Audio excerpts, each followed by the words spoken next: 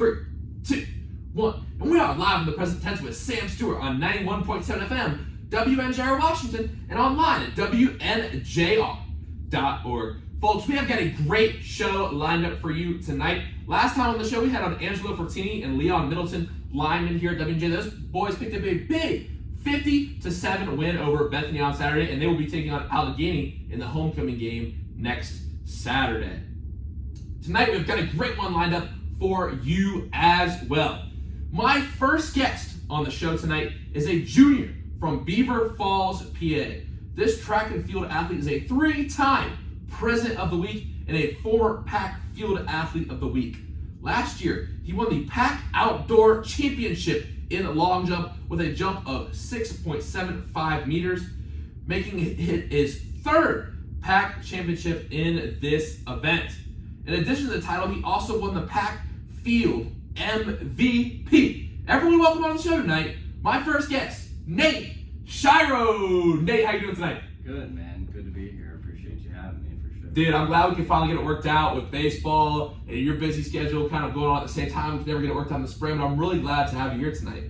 And Nate, the first thing I want to ask you tonight is, coming off these big victories that you've had in your first years, what's been the focus this offseason for you? What have you been trying to work on, improve this offseason so that when indoor season starts in just a few months, you'll be ready to rock?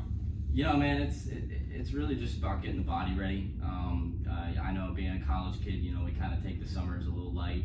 I played a lot of golf this summer personally, and was doing that while I was working and stuff. And so this 4 months, prior to the indoor season is really about getting the body ready and just kind of keeping the mindset straight on what we want to do next year. Mm-hmm. And for you, I want to ask you, I usually ask people to start off when they fell in love with the sport of track, but I want to ask you a question that's a little bit different. When did you first start doing track? So my track journey's been a little weird. Okay, roll with it. Yeah, a little weird. So I started in 6th grade. I know everybody kind of runs track or whatever in middle school just to do it. So I started in 6th grade. Actually took 7th grade off. Okay. And played AAU basketball in the spring. Yeah, I see you, bro. You're pretty nice. You're pretty nice, bro. I appreciate it. So yeah, I was doing that in high school and everything. So I ended up taking 7th grade off, went back 8th grade, and then skipped freshman year going into high school because I was just with basketball and football. It was taking up a lot of my time. So and I didn't really know if I had loved it. I didn't really know if I had really found that drive in it yet. And then, so my sophomore year, I was in Chicago in high school. So I ended up winning the conference there as a sophomore. So that's when I kind of was like, what, I think this would be pretty fun. So then, once my family relocated to Western PA, I was lucky enough to be involved in a dynasty type program at my high school. 17 years of consecutive conference victories, wow. 117-0. We were after my junior year, so that was pretty good, and that kind of just I dove right into it, and it was a lot different here in Pennsylvania than it was there. So that was one of the things that got me rolling, and then obviously having the opportunity to play a sport that you love at the next level is everybody's dream, and I had that opportunity, so I'm gonna take it and do it while I can. That's awesome. And what point in that journey would you say that you really fell in love with the sport of track? Was it when you went from Chicago to PA, or was it that sophomore year in Chicago? Probably when I got here to Pennsylvania, and it's gonna be weird saying this, but I love to jump over stuff and feel like you're being athletic and jumping and running, and I don't know, I find an interest in I love to jump, and it's weird, but the feeling that I get when I'm jumping over the bar or into the sand pit, it's just different. It's weird to. Is it sort of an adrenaline rush? Yeah, almost every that 4 or 5 seconds that it takes to get you to the board is everything. So many thoughts and processes going through your head, and it's kind of just you're overthinking and you're mentally involved, but at the same time, it's transforming itself into this leap of being faith. an athlete. I don't know. It's everything comes together, and it kind of, I don't know. It's something special about it. It's just I don't know exactly what it is. I've heard people talk about, baseball, you might have a blackout swing or a blackout inning where you're just literally not thinking, or in football you just run a route, you black out, you catch it. When you're in the air, is it like that? Are there blackout jumps where you're just completely, you don't remember what happened? I feel like everything happens so quick that you don't recognize every thought that you're going through. But with jumping, not as much. But like when I'm running the 100, there is a point when you're gonna catch wind and get a little dizzy towards the end there, and you might not remember what happened in the whole race. But not with jumping as much. Okay, I gotcha. And you talked about this journey from Chicago to Beaver Falls. So what made you want to choose W&J? Kind of stay close to home and travel a little south to Washpaw. So basically, my college decision was built around the fact that I wanted to play 2 sports in college. I was in love with the game of football in high school, and was also loving the whole track thing, and I tried to explore opportunities that were going to let me do both.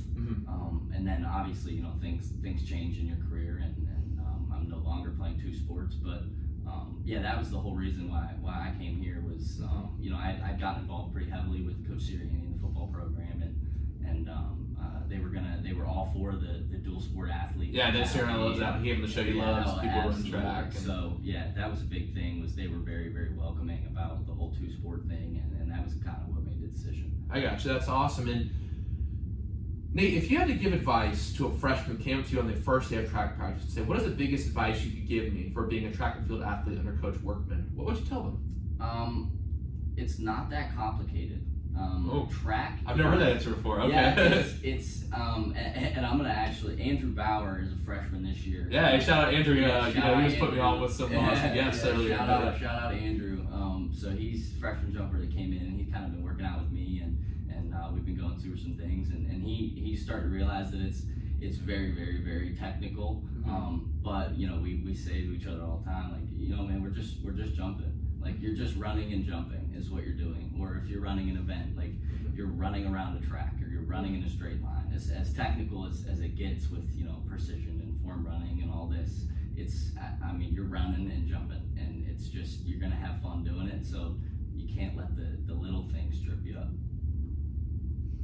That's a really great answer. I really like that. I saw Andrew in the gym the other day. He goes, man, Shiro's kicking my butt with these workouts or these supersets. He goes, these supersets, man, everything's a superset. You gotta tear the muscle down. Yeah, you got to, man. And on that note, what type of things do you said you had a lift today. What type of things do track and field athletes typically do at the gym or for conditioning? What type of stuff do you do on a day-to-day basis? So my stuff is normally upper body type stuff. Is the powerlifting, trying to get stronger. The reason you're in the gym is to get stronger and to get bigger and to get faster.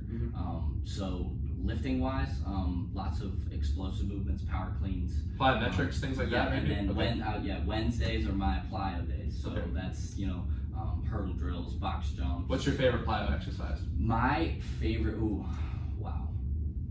I'm a big jump over stuff guy.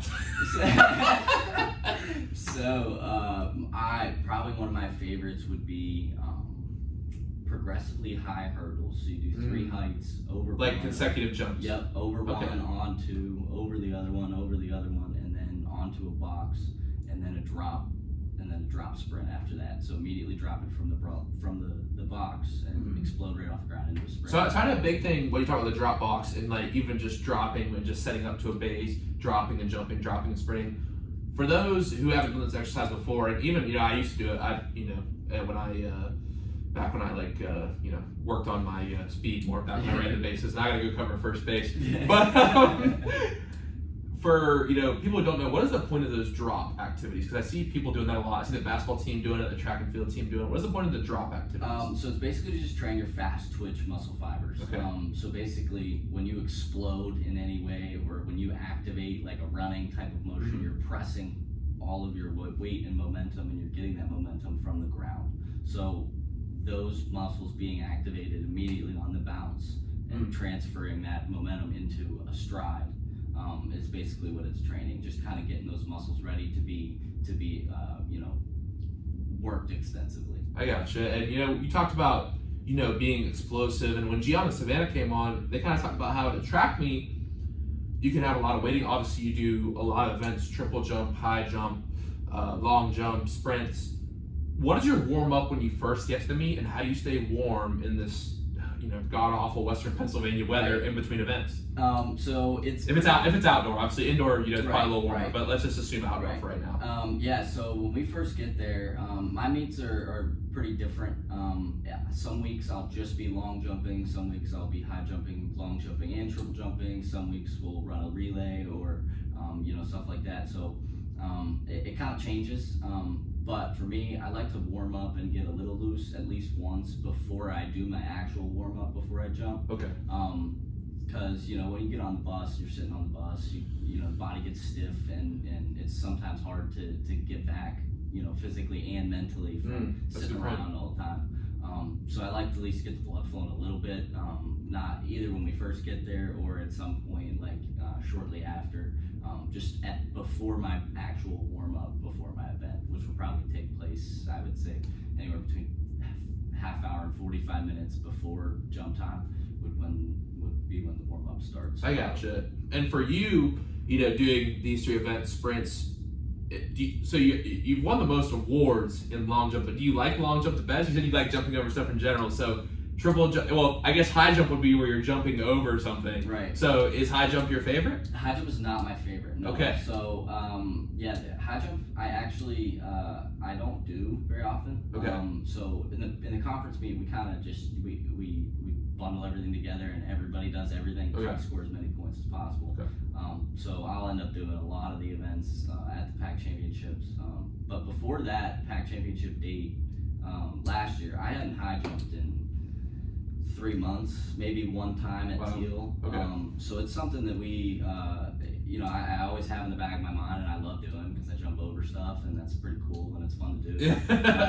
But this year will be the first year that I specifically am training specifically for that. But by far, the long jump is the favorite. Okay, I gotcha. And going with that long jump, we had Savannah Savacco on. She said she listened to "Rake It Up" by Gotti. That was her pre-jump routine, her pre-jump song. So Nate, I want to ask you, do you have a pre-jump routine, and what is the thought process when you're running up, getting ready to make that jump? All right, so it depends on the day. Okay. But type of music I'll listen to is either some like Lil Durk or we have a question about that later, so we'll get into music a little later. That, okay. But yeah, and then most of the time I kind of just put on some calm, relaxing, like get into a kind of a flow, and for me it's all about rhythm. Okay. So if I can kind of feel the rhythm through a song or something, that makes it a little bit easier to transfer it to the track. That makes sense. Okay. But yeah, in terms of warm up and pre meet, I don't do a whole lot. I sit and listen to music, and then when it comes time, that 45 minutes before until everything's done, I'm pretty locked in, just doing my own thing. Okay. So. I guess that's awesome. And Nate, I had a little birdie told me a story that I wanted to ask you about. Actually, a couple little birdies told me a story that I wanted to ask you about. So I heard one time you started your own clap countdown. Okay. And that there was a little fall and a little cut of your own leg from your own spikes. Yeah, so we wanted to, the presidents, we don't assume, we wanted to get your take on this story. So this,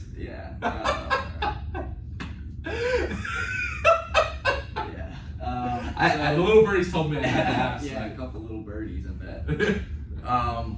So the slow clap is something that I don't do often. Okay. That's very big in professional track and field, professional athletics with like in the Olympics and world championships and stuff, and in college even. It's at the even higher level. But so that's a thing that gets pulled out for basically never. Okay. And the reason why is because the first time that I did do it, it was at Baldwin Wallace indoors, and it was the last jump of the meet, and I was just like, you know what do I have to lose? Let's just do it.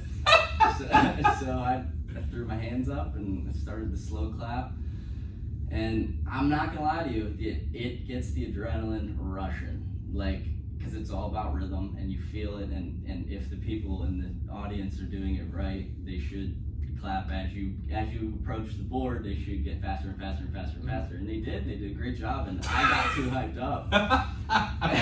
So I ended up scratching the jump by like, it was probably 4 or 5 inches. It wasn't even really close. And in the middle of the air, I cycled and I kicked myself in the leg, and I came down hard in the sand, man, and I was like, darn. So I looked back, saw that I scratched, was really disappointed about that, and yeah, I had a big old gash on my knee afterwards. Like, it was just everything that possibly could have gone wrong went wrong, and like, it was just funny because we all laughed about it beforehand because we knew it was just, we knew what it was, and then what happened and it just, yeah. So now it's a big joke. Yeah, no, that's awesome. You can laugh about it. But I want to ask you though, do you have a favorite memory here at W&J at the track squad? Obviously, you've been on it for a couple years. You probably have some good memories built up. But do you have a particular favorite? You know, we have a good time on the regionals trips. Those are a blast.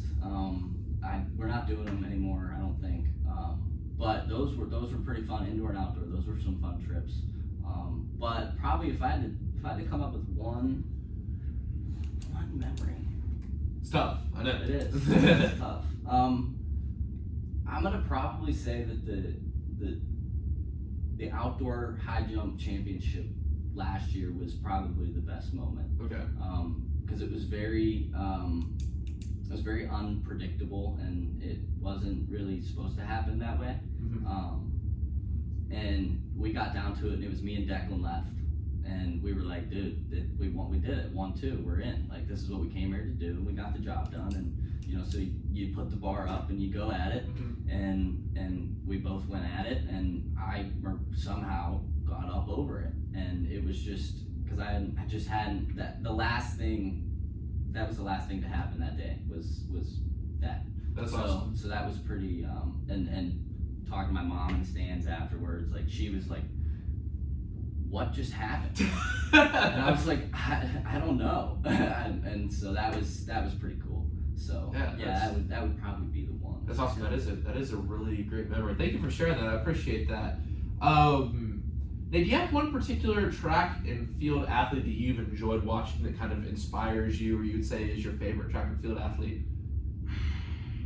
It can be someone you've known, a professional, you know, anyone really. So I'm a film study nerd. So I've seen every track and field championship video on YouTube. Twice, 3 times. I've seen them all. Probably one guy that I like watching is his name's Matthias Tentaglu. He's from Greece. Guy is just a stud, man. And he flies, and he's a little dude, and he doesn't look the part at all. But I mean, he flies 27, 28 feet, like Olympic caliber guy. Yeah. But yeah, definitely. And then another one is Juan Miguel Echevarria from Cuba, is another one that's just a freak athlete. Like, I think he's 19, maybe 20. Olympian from Cuba, just a stud, man. I just like them because they're really fun to watch. Yeah. When you talk about film stars, I just wanted to ask, like, for a lot of people at home, they might think it's just like who has the most hops. That's who's the best at long jump. Right. So what kind of technical stuff goes into it when you're watching film? So basically, the huge thing that people miss out on is the penultimate step, which you noticing it like in a run up, you wouldn't notice it in someone's approach. But the right hip, it actually drops like a centimeter below where your waist level is whenever you make that step. Okay. So, and it's in order for you to load your hips, and like when you run up for a layup, like you don't just run up and run straight legged and jump up. You gotta load. But to be able to load at the speed that you're coming in at is very, very challenging. So even like just a tiny bit too much will throw the whole thing off. And then obviously not enough will lead to other issues as well. But it kind of hitting the rhythm perfectly is one thing that's like has to happen, or else it kind of everything just falls apart. It sounds really, man, and that's what you're talking about. We're talking about for the show. You said you've got it down with science at this point. Almost. Okay. Yeah. So the penultimate step is just to make sure is not the final step. Correct. It's the second to last. The second to last. So not plant foot on the board, but the prior foot. Okay. So I jump off of my left foot, so it would be the last right foot. And when you say board, like, I never knew. Is there like, what is the material that's right there? It's wood. It's wood. So do you get any spring off of it? Yes. That's yeah. Okay. Yes. At some places you get way more than you do at other places. Okay. Like here, our facilities aren't fantastic, so we won't get much here. But when you go to Mount Union and at their indoor facility, or Ball Wallace was pretty good too. Yeah, you get a little bit of pop because it's just a hole in the track basically. Okay.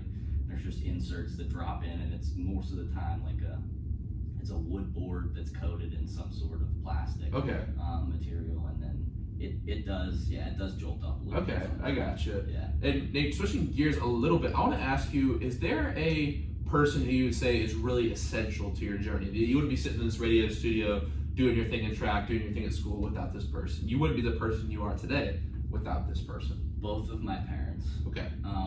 Yeah. Quitting football was something that was really, really challenging for me. And I know that, they're parents and they love watching their kids do things. That's what they do. They watch their kids grow up and do things. And for them to be able to sit with me and like be on my team with this whole transition, that was a huge part of it.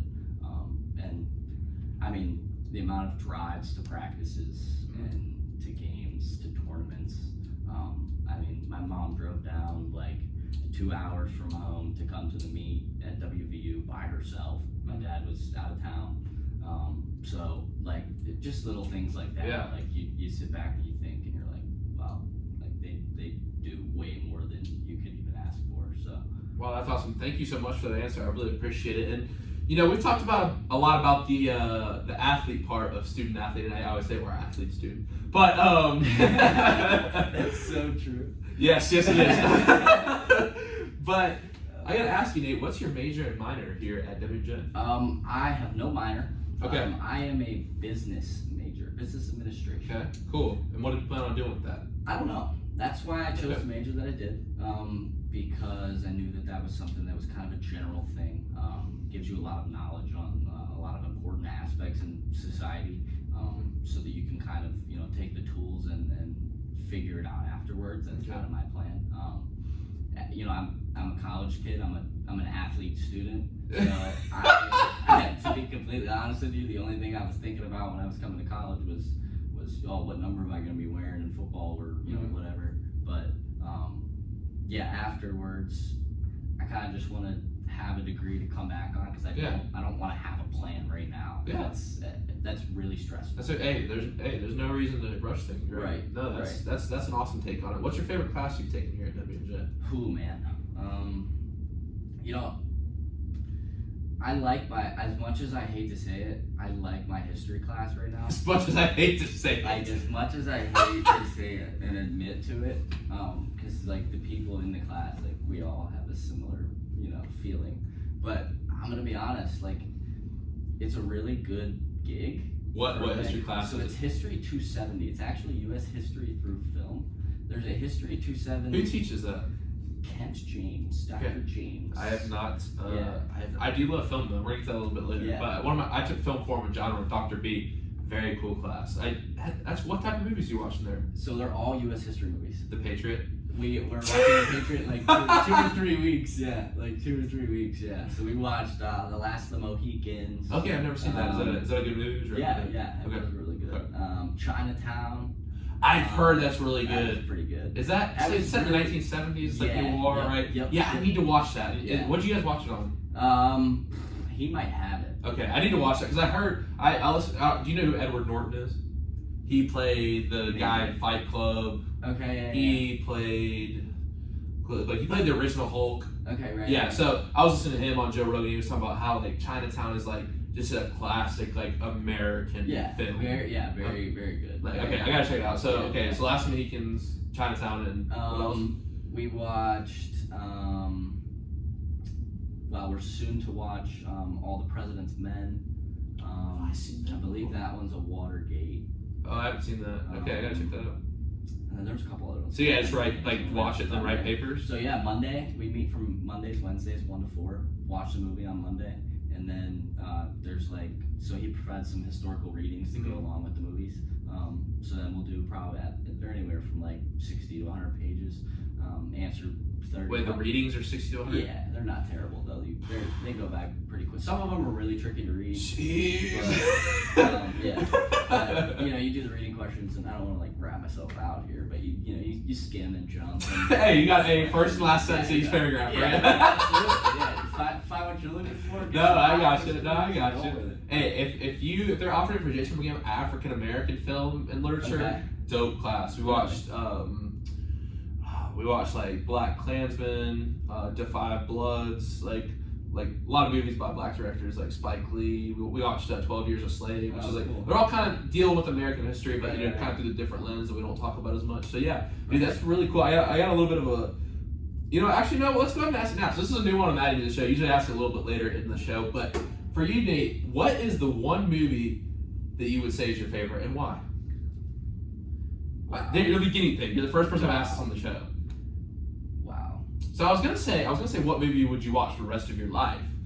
Do you think that's a better question? I feel like it's a harder question. I think it's a harder question. You have to really think about it. Or you can answer this. We'll just throw out the options.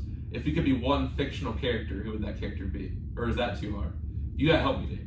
I think I might rip the movie question, but definitely not watching it for the rest of my life. That's hard. Yeah, I think that's too hard. A really hard Okay. question. So what about the fictional character? Do you have a fictional character that comes to mind? My goodness. I thought that was gonna be hard too. So we'll go favorite movie. What's your favorite movie of all time and why? Okay. This is also still a really. I mean, it's hard but you gotta pick one. I would probably say The Longest Yard. Classic. Is one of the best ones. And what? Well, I mean, Adam Sandler's good. Yeah. There's obviously your favorite Adam Sandler movie. Yeah. Oh, that's by Adam Sandler. Course. I mean, Adam Sandler's got a ton. Don't get me wrong, he's got a ton of great movies. But that was probably that's one that people forget about too a little bit. Yeah, no, it's definitely a good one. He's a hooper too, bro. Oh, Adam absolutely. Sandler hooping, bro. Yeah. Okay, so I'll say this: did you see Uncut Gems? I did not. Okay. Bro, what? I know. You Adam Sandler? Dude, my dad told me to watch it. It's so okay. You need to go. Well, I'll watch your movies, bro. But you gotta watch Uncut. I'm serious. I wouldn't put you on movies that are boring, bro. This movie's it had me on the edge of my seat every minute, bro. Yeah. Because he's playing he's playing this shady mob tied gem dealer who's selling gems to NBA players and making bets in the games. It's brilliant. Yeah. Did you see the basketball one? No, the one with the European. What's that one called? It's Project something. Yeah, I gotta look it up. Yeah. That one was really good. And it's produced by LeBron, right? Yeah. Bo Cruz is the character's name. He's from Spain. Hustle. Yeah. It's got it's an Anthony Edwards is really good. Bonds and there's a ton of NBA dudes. Bo Bonds in it. Queen Latifah's in it. Yeah, I mean it's quite the cast. Yeah, I gotta check it out. LeBron's there. You see LeBron and D Wade are producing a Redeem Team documentary for Netflix. I did see that. So I think that's gonna be really good. I hope so. So I mean, so I don't know if you know this, but the present tense name actually comes from the Last Dance documentary. Really? Yeah. So have you seen the Last Dance? No. Buddy. Nah, I was just playing. But in the last episode, as it's run through all its highlights, the name of the song that plays is The Present Tense by Pearl Jam. Okay. So I can't really describe what that moment's like when I heard that. I watched it before, but I went back to my dorm and I was watching the last episode, and it was just playing this highlights. It was the line is, "It makes much more sense to live in the present." And so I was bang, that's that shit right there. Right, bang, it's that meme there, DiCaprio. Oh, there it is, right there. Dude, that's awesome. All right, now I feel like that question's gonna stick around. Now, Nate, another one that we added to the show recently is, if you had to listen to one musical artist for the rest of your life, who would it be? Now, I know you said Lil Durk, but you're a Chicago guy. I feel like you're gonna go with a Chicago artist, maybe Kanye. I mean, maybe. See, here's the thing: is I love music. I love songs. So you're not a big. See, I love the. One artist that I would probably X would maybe be the guy that I would pick, because that's one time that I actually a lot of his stuff. Yeah. is really, really good. That's because I look for in this question, like I said Mac, and I guess I gotta answer the movie question too in a sec, but like because I feel like it's the depth of the disc choreography. It's not just like the hits. Right. If you're gonna listen to it for the rest of your life, like because X got a lot of different kind of music. How good are his bad songs? Yes, that is a good point. That's where I would go for that. Because that's why I said Mac. Because like I don't know if you're a Mac fan, but like absolutely. even his like songs get no looks in the album, it's like well, it's a banger. Right. You know what I mean? Right. Have you been down to ID Labs in Millville? I have not. Dude, you gotta check it out. It's where Wiz and Mac record their music. Really? It's just like crazy that no one knows this. I just was looking it up one day. It's just literally all their songs, like all the Pittsburgh music's recorded there. It's in Millville, over by Shaler High School. Oh, really? Yeah, dude. I don't know if you saw my IG, but like that Mac mural they just painted right on the side of the building. Okay, so that's the recording studio. Oh, sweet. Yeah, no, it's cool. And okay, so for my movie though, I'm gonna say Field of Dreams. Okay, that's a really solid. I'm taking it because like I do love a lot of like I don't know if you're like familiar with like cult classic type movies. Like I got a Fight Club T-shirt on. I like Fear and Loathing in Las Vegas. Like there's a Boondock Saints. Like some of these like cult kind of movies. Basically every Quentin Tarantino movie. But for me, Field of Dreams, like if I'm thinking about it, like it's a movie that I could watch over and over. It's like because I think have you seen the movie? Yeah. Yeah, dude. I feel like the speeches and the lines, like they just don't make movies like that. Right. The dialogue's so powerful. It's such a new idea. Right. Like you know what I mean? That's what my thing is. You seem like a movie guy too. It's cool to have this conversation. Like I feel like we got so many sequels and stuff nowadays. Absolutely. And like it's like they're remaking like A League of Their Own. Yeah. You know what I mean? Right. It's like hey, I'm all for like new ideas. Like let's do some new ideas, but don't make it like don't make a new idea the same. If that makes sense. Right. I'm very excited for it. I don't know if you're an Avatar fan, but Avatar 2. No, not really. Okay, Avatar 2 comes out in December. Okay. Have you seen Avatar 1? Yes. Absolutely. Okay. I was a big fan of that, so I'm pretty excited for that. And also like with the sequels though, I don't know if you're a Marvel guy. Nah, not really. Really? Okay. All right. I was gonna dive into I don't know if you saw Spider-Man No Way Home. All right, you're not a Marvel guy. That's cool.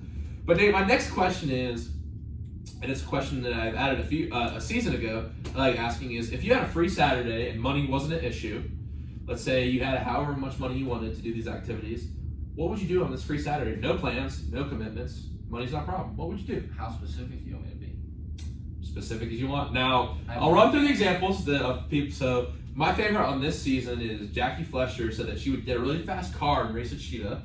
Coach Sirianni came on last season. He said he would go to a Notre Dame football game.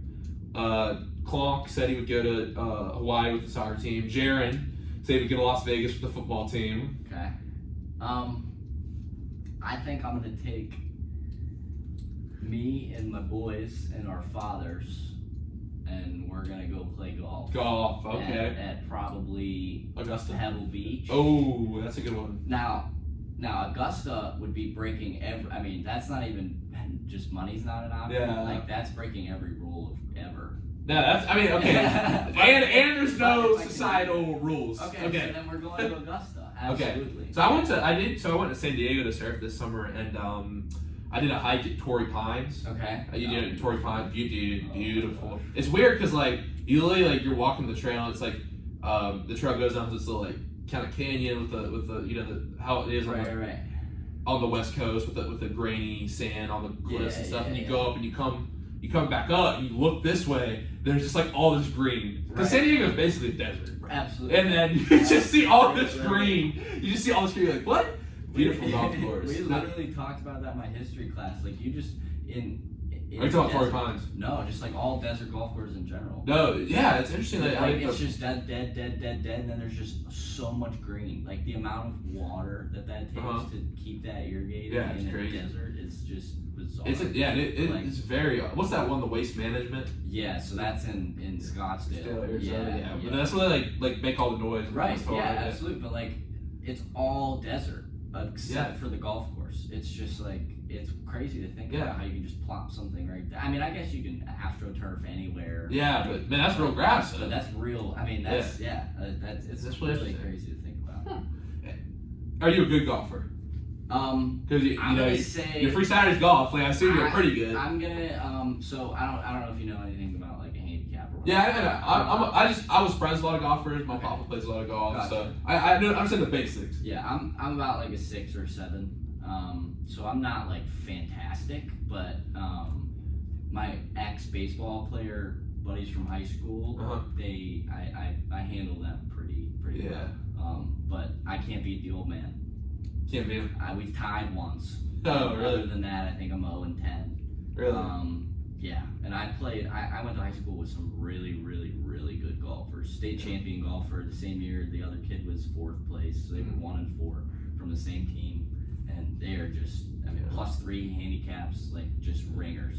And Really? it's crazy to play golf. That's crazy. Like Dude, golf team's pretty good here, bro. I don't know if you've They're been. nuts. Yeah, They they're good really here. good. So Colin, Sue's still here, and Juan are two of my best buddies last year. Obviously, Colin's still my good buddy, but they're all Americans. Right. Wags, she got some All American honors too. Yeah. Some All Pack honors. It's cool. They have a really good team this year. I'm thinking about. I'm not gonna say who it is, but I'm getting one of the guys on maybe in a couple weeks. But yeah, no, I like to talk about the golfers too because it's like mindset. Golf's a big mindset. Oh, 100%. Mindset sport. Difficult game. I mean, granted, I'm not stepping up and hitting a baseball. I would say miles an hour. But yeah, I think golf is probably just Golf is yeah. like, just concept-wise. Yeah. You're putting a tiny little ball in a tiny little hole from 5 football fields away, with sand, trees, and water in the way. And you only get 5 shots to do it. You got to do it 18 times.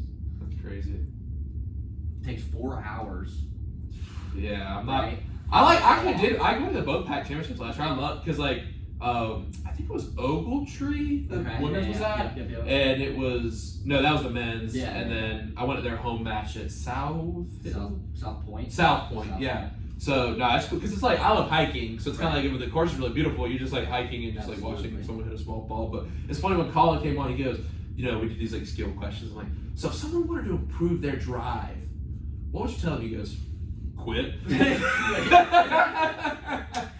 It is too, dude. Because you can hit 3 perfect balls in a row, and then the next 5 are just awful, and you want to quit. Yeah. Right. But then you hit 1 more after that, and it's just a little bit better. And you're like, oh, maybe I got it now, and then you hit another 100.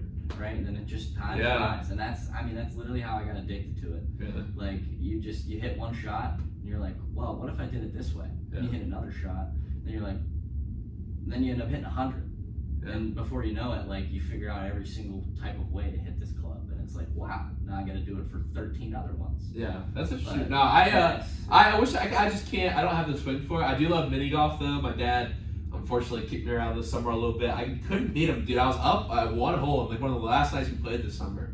And there's this hole at the beach where I live, Topsail Island, and it's this old ass 50s place, right? Like like paint's falling off. Love it though, right?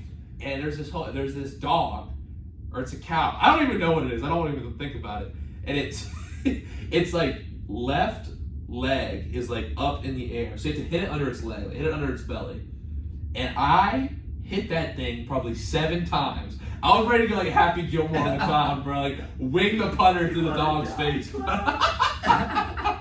they have like a mini golf course around here? Not Washpaw. Yes. So if you actually go it's behind where Target and Dick's is. Okay.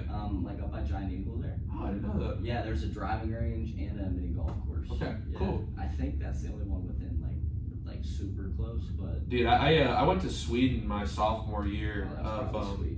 Yeah, it was so fun. It was a mission trip, playing tour too. We played baseball in Sweden Republic. And one of the last nights, we went at this course in outside Sweden, this little town called Solna, and Solna, and it was like 15 minutes outside that town. Right. So it was like by this lake, and we're walking. I'm like, oh, mini golf is fun. We see these dudes smoking cigarettes, sitting there, old dudes, right? And they're like, who the heck are these guys? And they're like, this course is hard, man. Like, we got a couple coaches that play good. I swear, my coach hits a 7 on the first hole, and he's getting all mad. This is like legit, bro. These guys are like shaking their heads, smoking it. It's like they got their own clubs, their own balls. I'm like, man, y'all take this to me.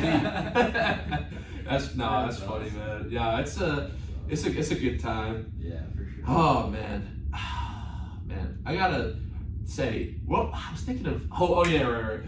So, what's the event where you jump over the water? Have you ever thought about doing that? Because you like jumping over stuff. No. Okay, so that is the. What's that called? I was blank. The steeplechase. Steeplechase. And so I was thinking because you like jumping over stuff. That is a distance race. So you don't like distance. Absolutely. I don't like. I mean, realistically, I don't really run at all, except for the 4x1 at PAX. Uh-huh.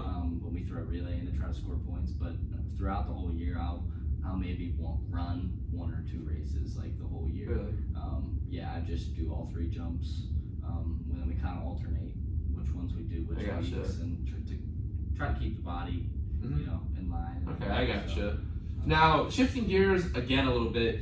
So we talked before the show. You're from Chicago, but you're not a Chicago sports guy. You're a Pittsburgh guy. We don't have. I wouldn't say too much exciting in the NFL this week. I think the Buccaneers game was intriguing, although they were injured, so it wasn't too much to say there. I want to talk about, before we get to Bills Dolphins, what I think was the most intriguing game of the week. Steelers Browns a little bit. So you're a big Yinzer. So what are your thoughts on this game? Yeah, as much as I'm not a Yinzer, I am a Yinzer.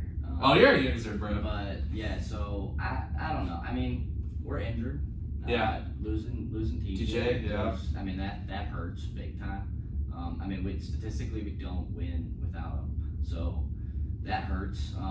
But I feel like the defense. I mean, very solid defense. Yeah, I feel like they did their job. I just feel like right now the offense is just trailing a bit behind. Yeah. So you think? I mean, I was going to ask you. Is start Kenny? Yes, I think they should. They should. I think they should. I think Mitch is. I think. Like, honestly, Bear, because he's a little bit scared to run right now. Right. And, like, he's actually a pretty mobile guy. He's a pretty big guy, you know what I mean? Like, right. In the open field, like, but he just doesn't. And it's like, I feel like it's difficult. Like, I've been thinking about this, like, to put a quarterback in that situation of, like, you have this rookie who went to Pitt, who everyone loves, you know what I mean? It's like, you knew it was going to happen. Like, right. Sabotage is the right word, but it's like, it's hard, though, you know what I mean? Like, right. And Mason Rudolph to me is a very viable option, but there's no way like they're gonna put Kenny Pickett in. Absolutely, I feel like if they're gonna make a switch, it's gonna be to Pickett, not to Rudolph. Is this the year that Mike Tomlin has the losing season? I hope not. I mean, I hope not. I would have more. I've told people this theory several times. There's like second-year quarterbacks in the NFL when they still have a low salary, they can sign a lot of people. Look at I think I've said it the last 2 times we talked about football, but look at like Russell Wilson. Look at Joe Burrow, second-year quarterbacks. They had a lot of defense around them. They had a lot of weapons around them because you can still keep that salary cap low with the quarterback on a second-year contract. But man, I don't know. I don't know if Kenny's ready, man. Like, you don't want to rush him in and have him get all messed up. Right. Because now, like, I mean, you don't want to rush because, like, but at the same time, you can't, like, you look at, someone like, Daniel Jones. Now, obviously they lost, but they're 2-1. He had a couple of good first games. Like, obviously got Saquon back, but like at the same time, he was really rushed. You know what I mean? Right. So I don't know. Yeah, I don't know. They have the Jets this week, so it should be a dub, right? And I feel like the only reason that they should have been 100% about Trubisky is if he came in and just lit the place up, right? Then there's no questioning. Okay, well this is the guy for the remainder of the time. That we're right. I think it's still up to. What about Jerry Jones saying he would welcome a quarterback? Did you see that? I didn't. So he said, I would welcome a quarterback competition because it would mean Cooper Rush played well. And everyone on ESPN, when they're like asking all around the horn, they're just sitting around like, what? Like, first of all, why are we even talking to this man? You don't know nothing about football. Like, I'm just being honest. Jerry Jones does not know anything about football. He does it. Like they ran this E60 on him once. What? He knows about money. Yeah, he does know. I mean, hey, if you're looking for business, like, hey, good talking, but you don't know about football, bro. Like, hey, like, really, the reason that it's almost on Jerry Jones is because of his ego. Honestly, that the Cowboys aren't good. I would say because he thinks he's got to be like it's a power structure between the coach and the owner. He's not letting the staff do their job. Right. I don't know. That's me though. I don't know. Another game this week that I thought was very interesting that I just alluded to before we had that little segment right there was Bills Dolphins. Now, did you see the butt punt? I did. Which is more embarrassing, butt punt or butt fumble? That's just butt fumble. Butt fumble has to be worse. Has to be worse. Like the punt, like it was a little wrong positioning. It was, I don't know. It was that just happens. Right. It's deflected on people's heads before. Right. And I was a kicker. Right, I knew that. Yeah. The longest time, and I've kicked one person, and it was in the back of the head, never in the butt, but in the back. It was an extra point, and I just missed. Yeah. I mean, I feel like that happens with the butt fumble. There's nothing to ever do. I mean, I feel like you hear butt fumble, and if you can picture that scenario right there, and the colors that the people were wearing, and like who it was. Yeah. I think that almost all the time, like if you come up to somebody that watches football even a little bit, they're gonna know exactly what you're talking about. Like, I feel like this isn't gonna be like, the punt. The butt fumble was. I mean, realistically, think about the scenario. Like, you're back up in your end zone. Definitely a possibility. Yeah, like the fact that he just ran and hit his face off somebody's butt and then fumbled, like out of nowhere, because there was no defenders around. He just runs into. Yeah, like you take the probability of that. Like, according to like a regular football play, which is kicking it off of somebody, like that could happen, dude. Yeah. Mark Sanchez running into somebody's is not a football play. Like that does not happen. I mean, there's a lot, because then that gave the Bills an opportunity to get the ball. They couldn't kick it though. They had it, but they didn't have time to kick it. And then earlier in the game, I don't know if you saw that meme where it was the coach throwing all the. It was like the one I saw this meme. It was like the one assistant down the way. He's like staring at him, and the dude's like throwing the paper. It's like my girl when I lose a game of Call of Duty and I'm throwing my controller.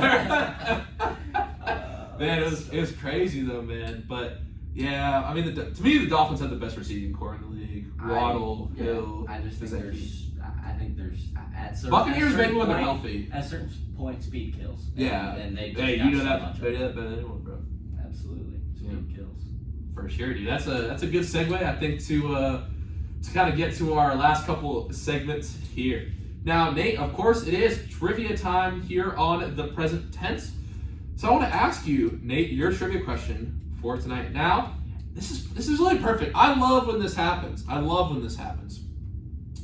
We talked about history tonight, and I was like, I hope he likes history because your question has to do with history. Okay. So, Nate, how many times have the Summer Olympics been canceled? Is it A, 1, 2, B, 3, C, 4, D, 4? We're going to answer this question after we take a short 1-minute identification break. We'll get your answer after the break. We're listening to 91.7 FM, WNJR Washington, and online at WNJR.org. This is the present tense. So you have to think about like when the wars were. Yeah, I'm thinking like, okay, COVID, and then was it summer or winter that got canceled? COVID. Was it? I will say 2020? COVID didn't. Remember, they didn't get canceled. They postponed it. I'll give you that because that's kind of a technicality. Right. It doesn't. That I'm not. Okay. Yeah, I got to think about. Yeah. Dang, I can't get my WNJR radio question wrong. It's a lot of stress. I did find because I was struggling to find trivia, but I felt like this was a little gem. And I love that you love history too, because if you I don't like it. Like I think it's because you have to think about the world events that were going on. Right. So I'll give you a hint. I believe it was 1892 or 1896 the modern Olympics started. So it's about 100 years. Okay. 150 years, I guess. 130. I can't do math. I'm gonna clip this out. No, I'm just playing. That's fine. They know I'm not good at math. 6 seconds till the the show.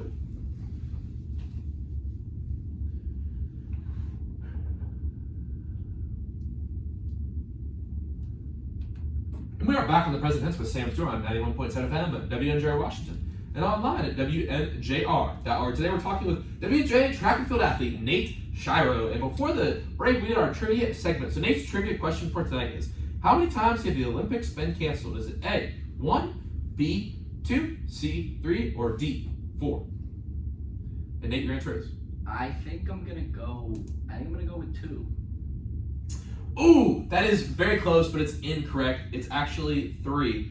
Now, to clear it up, just because Nate did ask, COVID 2020 does not count as a cancellation because it was postponed and they actually did have those Olympics. So the 3 that have been canceled, it makes sense if you think about it. I would definitely not have got this right.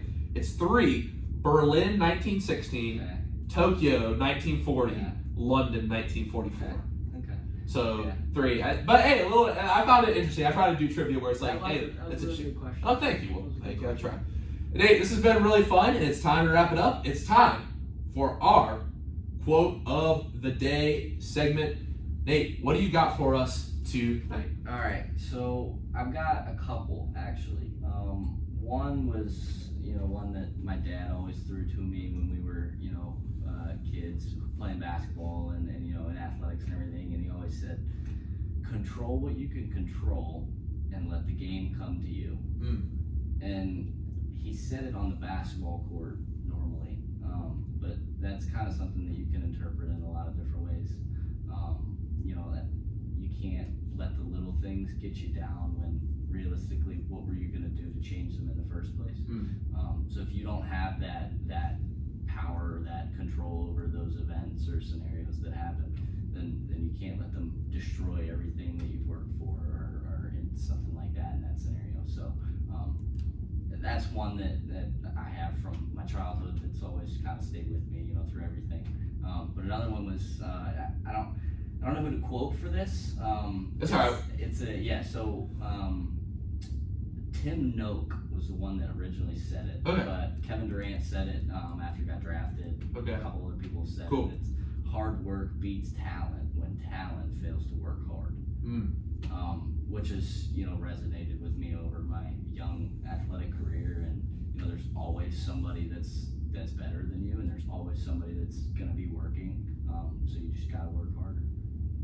Wow. I really don't have anything to say about that. Thank you for those two quotes. And Nate, thank you so much for coming on tonight. I'm glad like I said, we could finally get it worked out. Good luck to you this season. We got to have you back sometime. So thank you for coming on. Thanks a lot, man. I appreciate it. It was really good to Yeah, dude. get out of here. Dude, I had a lot of fun, and thank you for always supporting me. Honestly, you're always asking about the show. We had a great conversation for the show, just talking about things. And hey, listen, man, athletes is a family, bro. We got to stay together, and we're making this campus the best we can. And I'm glad you're on board with us, man. I'm glad you got to come on tonight. So once again, thank you. Thanks, man. Thanks a lot. All right, everyone, we're going to take a break to transition guests. We got Gabby Lloyd, soccer goalie, coming on the show next. That's going to be really interesting. She's done a lot of interesting work, not only on the field, but off the field as well. We're going to take a little music break. I've got some Hootie and the Blowfish, Vanessa Carlton, and Salt and Pepper for you during this break. You want to listen to 91.7 FM at WNJR Washington and online at WNJR.org. And we are back in the present tense with Sam Stewart on 91.7 FM at WNJR Washington and online at WNJR.org. We just finished up talking to WNJ track and field athlete Nate Sciarro, and we transition now from the track to the pitch. My second guest on the show tonight is a senior from Butler, PA. She is a former All-Pac goaltender with 5 shutouts in her career. Everyone, welcome onto the show tonight, Gabby Lloyd. Gabby, how you doing tonight? I'm good. How are you? I'm doing great. I'm excited to have you here. Excited to talk some about sports, life, and also about school as well. Usually, Gabby, we start with some sports talk, so I want to ask you one question, but I actually want to switch gears after that, though. But first, I want to ask you, the squad currently sits at 4th in the pack with a 2-1-4 record. How would you assess the squad's performance so far? They're awesome. I mean, to put it simply, I'm so proud of them because we have such a young team that it's a big undertaking to get onto a collegiate level field and play with the rest of us, and they've really stepped up, and I get amazed by them every day, and I love seeing them play so cohesively and like fixing issues that we have, and they're awesome. Yeah, that's a great answer. Thank you for that. And I know you guys have a young team, but we just had Jack and Kendall on a few weeks ago, and you saw that show and you reached out, which I'm really thankful for. And we talked to them, but they seem perfectly confident. And I know not only in the podcast too, but I know they're confident players as well. So that's awesome that they're bringing that to the team. And yeah, the reason I want to switch up gears a little bit is because I was doing my normal research, sitting in my dorm, scribbling with the pen and all that, and I was looking up your name, and I came across some things. I was like, no, we got to talk about this first. Yes, we did. And Gab, what I want to talk about is, you are majoring in economics and Spanish, and you're also on the pre-med track. Now, you've worked with some things that, people might not associate with a college student, someone who also plays sports. You've done some EMT training and things of that nature, So I want to have you talk about in your own words, because I have a lot of quotes in this article that I found, but I want to hear you talk about why you're so passionate about helping people and when you wanted to become a doctor initially. Well, so it begins when I was younger. Okay. My dad's a physician, and he runs a drug and alcohol rehab facility, and I always grew up around it. And he like the drug and alcohol abuse patients are kind of stigmatized and kind of outcast in our society, but he treated them like they were people, and he the things that I've heard from patients that followed his program really inspired me because he really made a difference. My mom is also in the medical field. field. She's a nurse anesthetist, and like she always came home and she's like, I love my job, and she loves helping people. Wow. So that really kind of like went into me in the sense of like I want to do something that I'm passionate about, and like I like helping people. And when I got into EMT, it seemed like just like the right path, and kind of starting from the ground up in a way, because like the EMTs and the paramedics, they do so much before the patient even gets to the hospital, and it's cool seeing that perspective so then I can carry it on into when I become a physician, because we kind of get beaten around by the other medical staff, nurses, doctors, the same. So like it's nice having that perspective so you could at least go to bat for your EMTs and paramedics in the future. Wow, there's a lot of follow-up questions. Thank you for that answer. Gabby, what do you think the biggest misconception about people who are addicted to drugs and alcohol is in our society today? The biggest thing I hear anytime I talk about any experiences I've had with my internship at a rehab is that they're like, well, they can just stop. I don't know why they don't. And it's not that easy. I know some people don't agree with the definition, but I can to me, it's a disease, and it's not something that someone can just snap out of and feel better the next day. It's something that they have to work on a day-to-day basis, where they go to meetings, on maintenance programs. So it's not just like where you go to the hospital and you have a stuffy nose and the doctor can give you medication to make you feel better, and then it's gone, and the next day you're doing whatever you were normally doing. And but like it's not like that, because there are maintenance programs, but you have to go to different meetings, do stuff for the community of people that are recovering. It's just like a day-to-day battle. Like I've sadly heard stories of people that were in recovery and were clean for 20 plus years, and then they relapsed. So like it's you're never out of the dark with it. Wow, that's really powerful stuff. And one thing I wanted to read as a quote for the viewers at home was from you in this article, and it was, I live in a very small town. It's been affected by the opioid epidemic, and I remember in high school hearing about peers dying from drug overdose. It's been a big part of my upbringing because of that.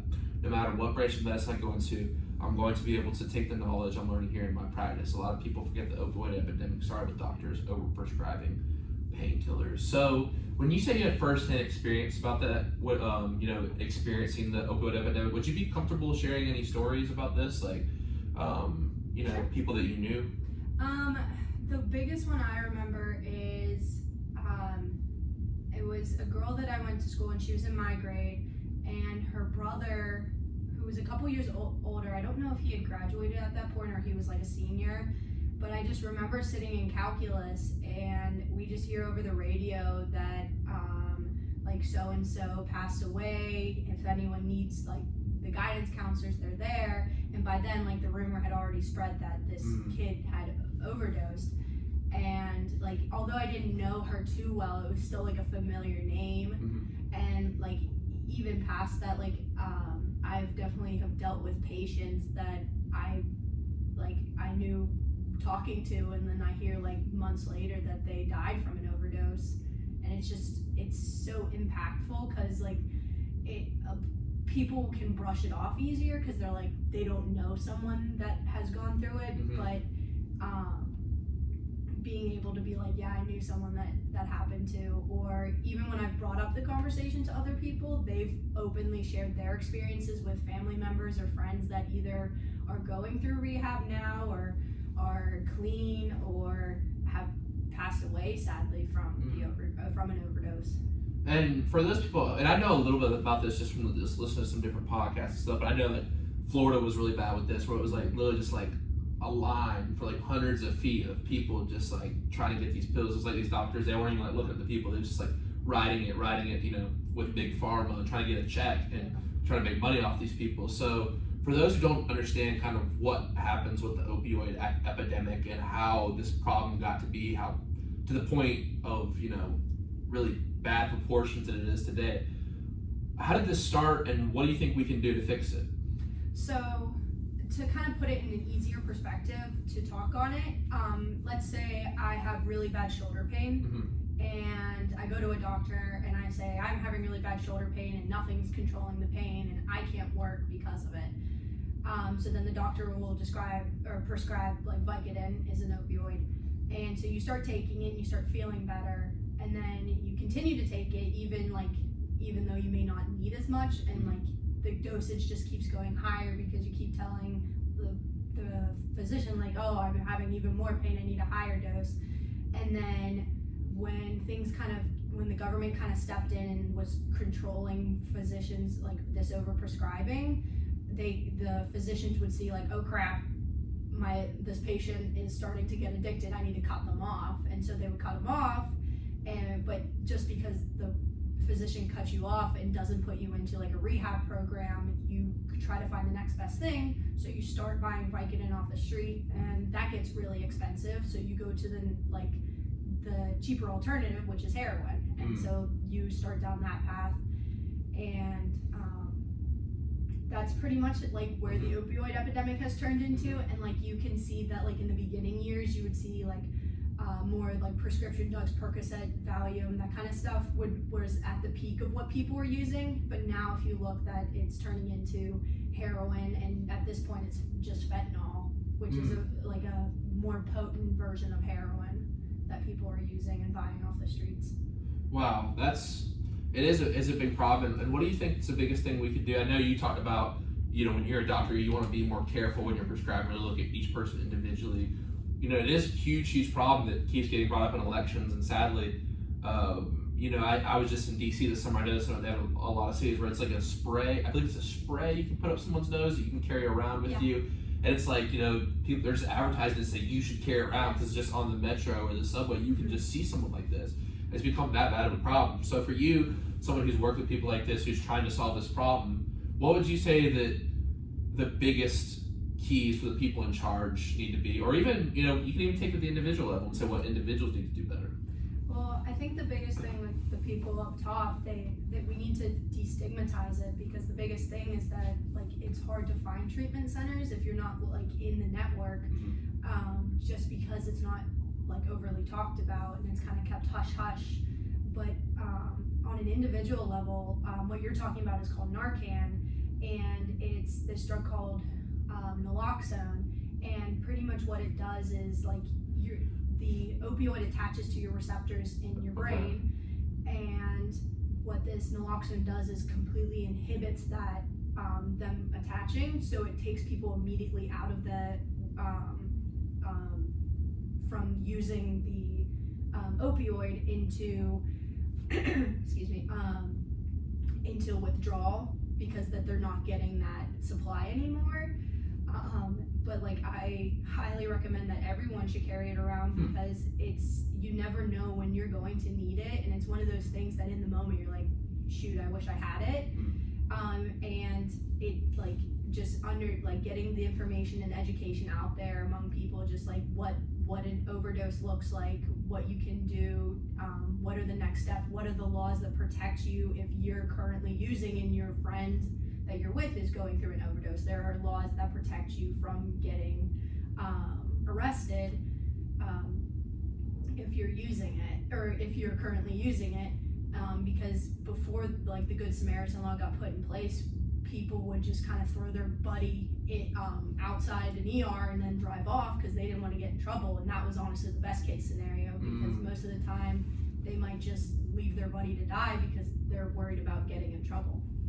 Wow, that's really interesting. I feel like it's definitely not an issue. It's definitely an issue that's not talked about enough, because I really didn't know any of this information, honestly, and I feel like I stay somewhat up to date with things, you know what I mean? Yeah. Wow, that's really interesting stuff. And Gabby, you obviously had big aspirations of being a doctor, so, and you can always talk about the soccer part of this too. You told me a little interesting story before we went on air about kind of some of the things with coaching and stuff, but why did you choose W&J? The biggest thing was that the coach told me that I could go to be pre-med and I can play soccer.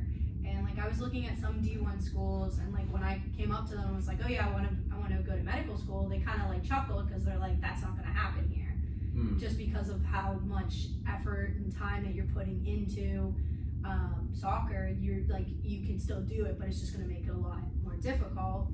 Whereas here, like I'm able to play soccer with a great group of girls, and I'm able to go to a school that has very high rates of getting kids into medical school. So that's pretty much point blank why I went here. Wow, that's an awesome answer. And Gabby, one question I always ask people on the show, and we got a few special questions for seniors, but I'll do this in a sec, is, if you could give advice, I'm sure you did this year, to a freshman on the first day of soccer practice who came to you and said, Gabby, what is the biggest advice you could give me for playing soccer under Coach Jones at WJ? What would you tell them? Probably just to keep working hard, because one thing that Kendra always tells us is that she never has a set starting 11 in her mind, and she's open to having freshmen start or senior start. It doesn't matter. So just continue fighting and bring your positivity into the game, and play hard, play aggressive, because you're not only doing better for yourself, you're also bettering your teammates that you're interacting. Right, and you spoke on those freshmen who were stepping up and filling big roles for sure. And we talked to a couple of them a few weeks ago, and I want to ask you a question that I find really interesting to ask seniors now. I asked some of my senior friends this last year, and I'm interested to hear your answer. Let me set the stage for you, Gabby. You are standing in a dorm room that you first lived in here at WJ, and you see your freshman year self walking in that dorm room for the first time. What advice would you give that, Gabby? Probably to relax. Because coming in as a freshman that wants to do pre-med but also not a normal science major along with it, it was a lot of right. Can you speak on that just a little bit? So you're doing Spanish and economics. Yes. But you're still doing pre-med. So how does that work? So with the pre-med track, it's not a major itself. It's just these are the specific classes that W&J has said you need to take in order for our pre-health group to give the thumbs up to go to get a recommendation letter to go to medical school. And plus these classes help you for the MCAT, because those subjects pretty much cover what's on the MCAT. So I'm taking those classes, but I'm also doing an econ major and a Spanish major on top of it. Have you taken bioethics? No. With Dr. Wolf? No, I've only taken 121 and 131, which is organismal biology, and then what is it called? Plants and animals is the bio 131. Okay, so do you have a favorite class you've taken here at WJ? Probably I love bio. I really like bio. I really like biochem. But in my majors, I took a Spanish for health professions class, which was really cool. And I also took a health economics class, because it's cool to show that I'm not just taking these majors because I'm avoiding a science major. It's that it kind of equips me to not just understand the science behind it, but also how patients are thinking, how the world and the government are handling things, what effects that's going to have on my patients. Wow, that's really cool. You got a lot on your plate. But wait, we're not done. Gabby's got even more on her plate. She's a resident assistant in Beacon. Yep. Yes, did my research. Yay. I asked, shout out to Hannah Osman. I was like, what building is Gabby already? She goes, we just thought about it. We had to decide. We were thinking it was Beacon. Yes.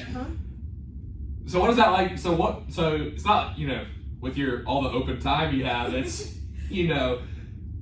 what made you want to be an RA?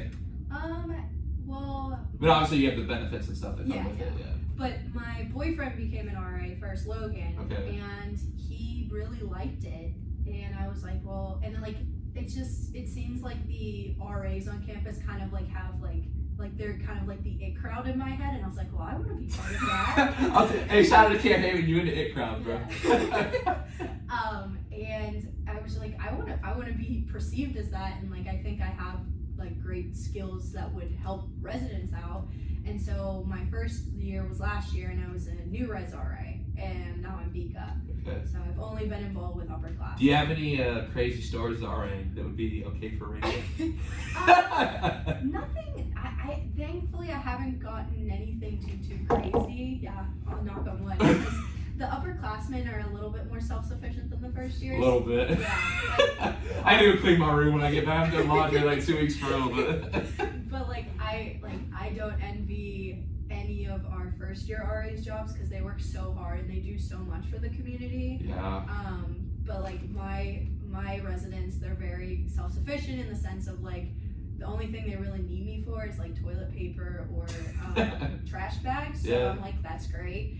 But they always know that I'm there if they need something more, because I definitely have had some like mental health crises that I handle. But it's a big thing. Did you go to talk with Trey Tipton on Sunday? I didn't get a chance. It was really, really good. Even if you didn't get to go, I'd look up his stuff. Okay. We'll get a break. I gotta look up the name of the organization. I'm completely blanking on it right now. But yeah, no, that mental health stuff is very important. I think it's definitely talk about stigma about our addiction. It's definitely. Honestly, you can argue addiction a different way than having negative thoughts. Like it's definitely a very serious thing. So I think mental health is a very important thing. Things we talk about here. So that's awesome that you're supporting those people in that. Now my next question for you is, we got a little bit kind of outside right there, but I'll shift it back to my senior questions here. For you, Gabby, how do you want to be remembered at Washington and Jefferson College? Just like a compassionate and kind person, because like I also do PAL tutoring for bio, and do you sleep? Sometimes. You and Katie Hahn are like the same person. Honestly. Yeah, jeez. If I hung out with you guys for a weekend, I feel like I'd be like, I need a week, y'all. I need a week. It's hard because like I have a lot of interest, but like I think I have like a good handle on things right now. Yeah, you seem like it. Yeah. But like just hearing like some comments that I've heard from like professors and from either like bio students, it's just like how they've like said like, oh yeah, like you have to go to Gabby for biology, like she's great. And that's cool. Like even one of the professors was like, oh, you were a fan favorite last year. That's and cool. It's really cool to hear that, because like I'm glad I'm making that change in the community and just like being a resource for kids, because I remember going through those classes, and it's great when you have someone there that's like, I know you're struggling right now, but you're gonna figure it out and you're gonna get through this, because it means so much knowing that other people have gone through similar struggles. Yeah, for sure.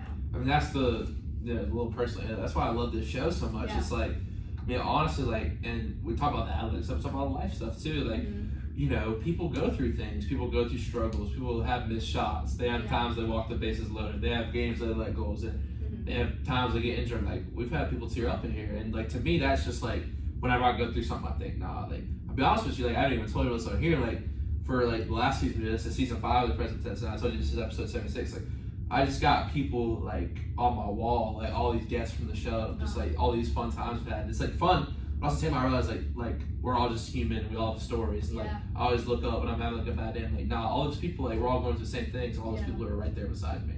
So I think that's a great point. Thank you for that. And I do want to ask you this, because you know I usually ask you kind of towards the end, but I feel like your time's probably taken up. But although I would be surprised if you did another activity.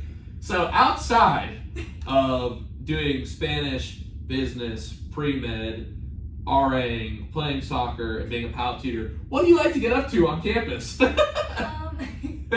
I'm a big Star Wars nerd, like the Star Wars Harry Potter realm. I'm very big into. Okay, you just opened up a can of worms. Oh yeah. So I like doing that kind of stuff. Like Dr. Malinak and I are very close, because he's. Well, they're doing the Star Wars J term, right? Yeah, Are you on that? Oh yeah, I'm going. Dope. That's sick. I want to go to Galaxy's Edge. I used to go to Disney all the time when we were kids, but we haven't been since Galaxy's Edge. Yeah, I haven't been there since like the Avatar and Galaxy. Ooh, I love. We just talk about Nate had seen Avatar. I'm excited for Avatar too. Yeah, me too. I got this cool poster down at the Millville Festival. It's like original Avatar poster, but I'm really excited about that. Cool. But I gotta ask you, what is your favorite Star Wars movie? Oh man.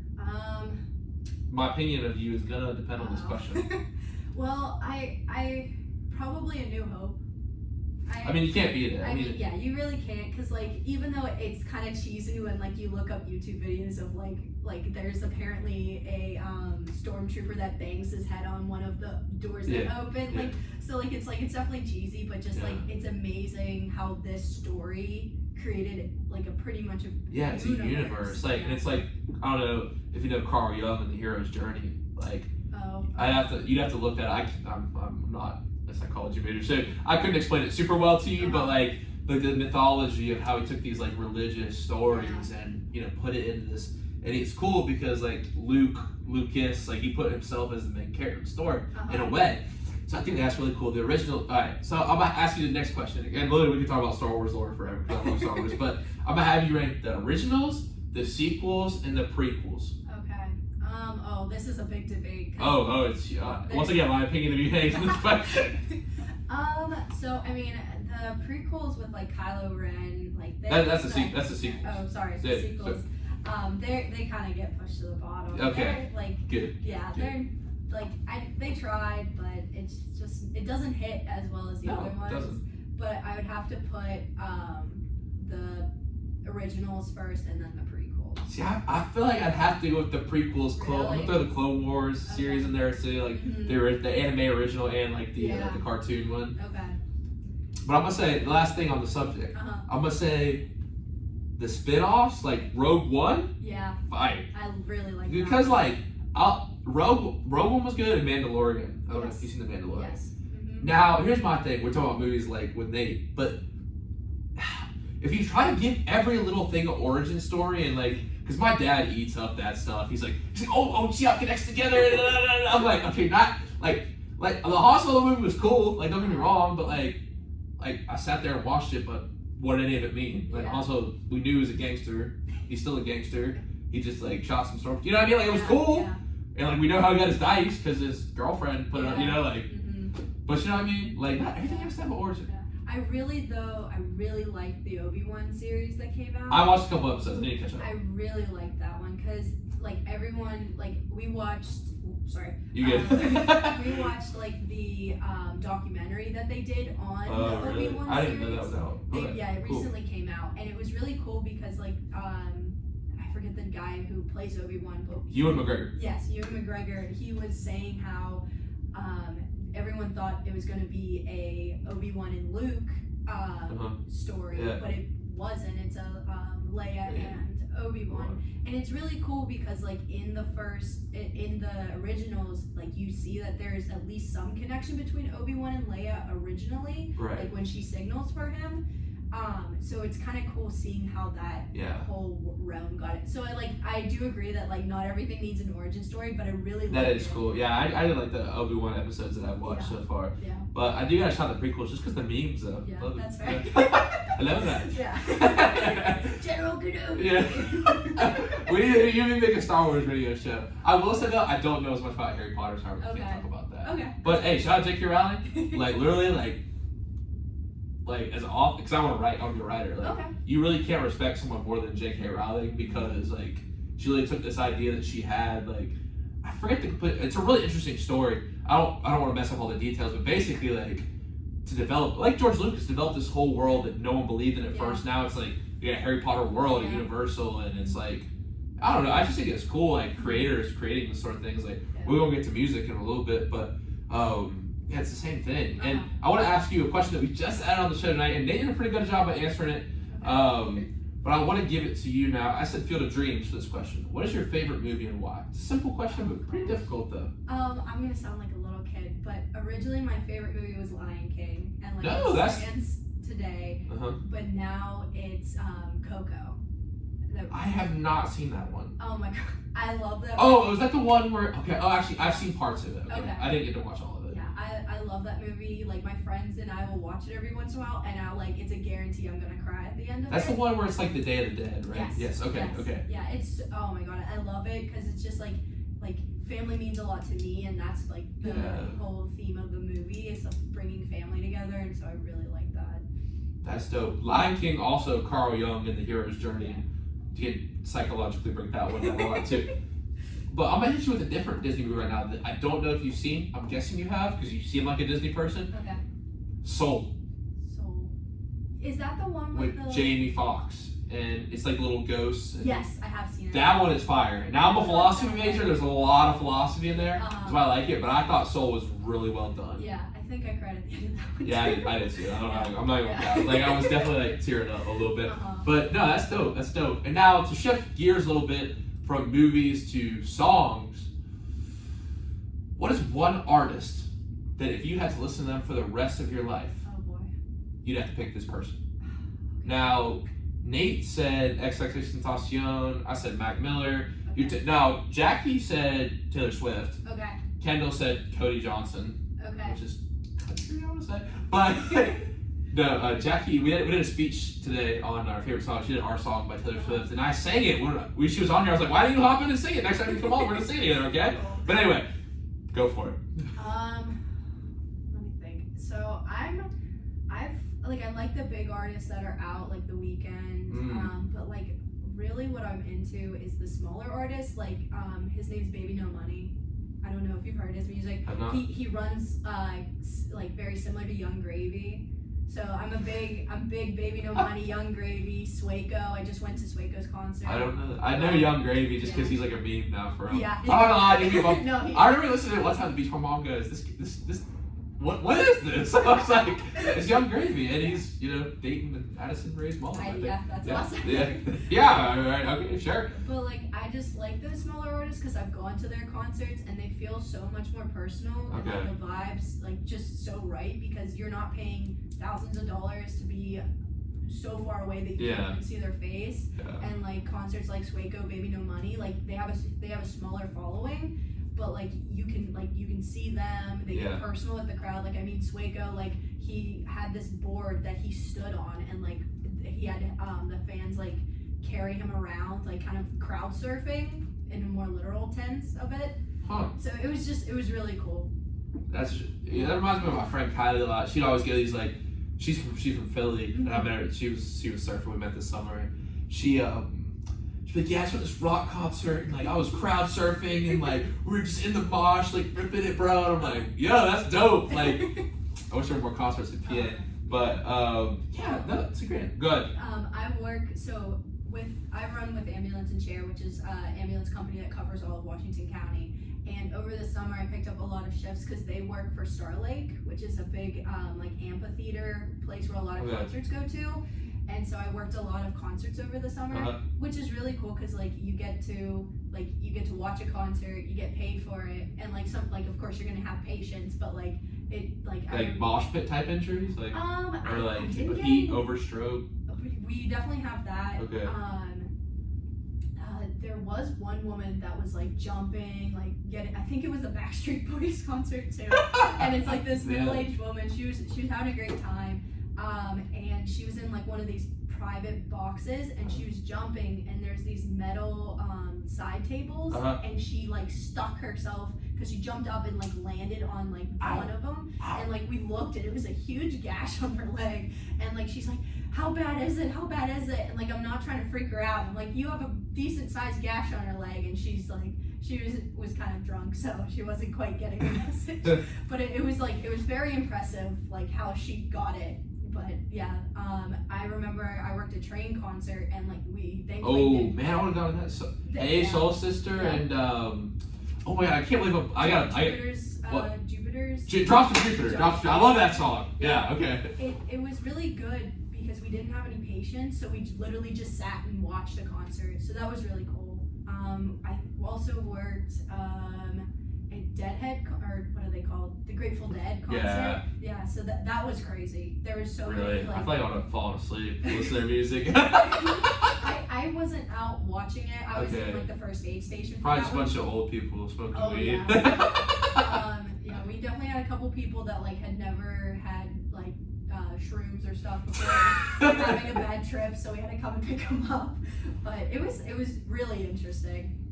Wow. Yeah. Wow, that's some really cool personal anecdotes. And we're gonna get to a little bit of soccer stuff, but my last kind of personal question for you here is, if you had a free Saturday, no plans, no commitments, no anything, and money to do whatever you wanted, what would you do with this free Saturday, Gabby? Now let me give you, your teammate, Kendall, said she would go to Topsail Island, of course, my hometown. Okay. And Jackie said she would get a really fast car, like a sports car, and race a cheetah. Race a cheetah. Which is probably my favorite answer ever to that question. So now, really, it's just up to your imagination. Yeah. So, yeah. So, what are you gonna be doing? God, I'm not gonna be able to top Kendall, but probably something I would do if money wasn't an object and I had free time. I would probably, Probably go to Sevilla, Spain, which is Ooh. like the southern. Cool. And visit like friends there. That's what's up. Yeah, because I really miss there, and like so in high school I did a study abroad, and I lived in Sevilla, and Whoa. I stayed with a family Dope. there, and like ever since they're like, you need to come to La Feria, and it's like this big fair where like the flamenco dresses that the women wear, Okay. that's where they wear them to, and like I've always wanted to go there for that. So like and plus I just miss them because with COVID and stuff I haven't been able to see them since my freshman year. So Wow. yeah. That's really interesting. I did a mission trip to Czech Republic and Sweden in my high school career. So being international is super cool. Yeah. I want to do Magellan this summer. Okay. Yeah, maybe go to like Hawaii or Australia, rip it Yeah, up a little bit. definitely. You know what I mean? Shred the Yeah. gnar, shock gnar. But yeah, no, that's really cool. That's awesome. Now I do want to get to a few soccer questions. Now Okay. I want to start off right off the bat. We're gonna go to this. Now I don't know if you saw, but I had Charlie Buldosser on Oh, about yes. a week ago, Yeah. and he said that he would be the best field player on the team if he just worked on his conditioning a little bit. So Okay. how are your skills as a field player? Would you start with striker? Because Charlie said he would start at striker, Yeah, well- just for the record. Well, if we're coming out with that kind of confidence, then oh yeah, definitely. I would definitely give them a run for the Really? Okay.